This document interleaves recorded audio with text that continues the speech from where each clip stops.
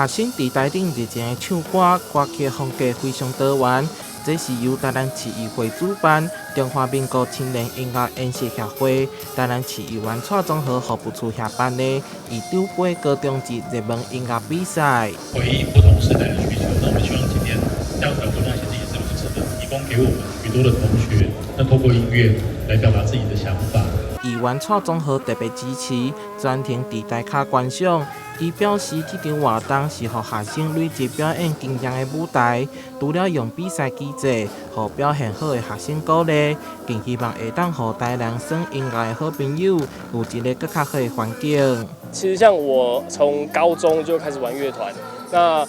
其实真的玩乐团的音乐人都蛮辛苦的，就是你在还没有红之前，你其实真的都要靠自己。那像我以前都买2手的效果器，直到今年才买一颗新的，就是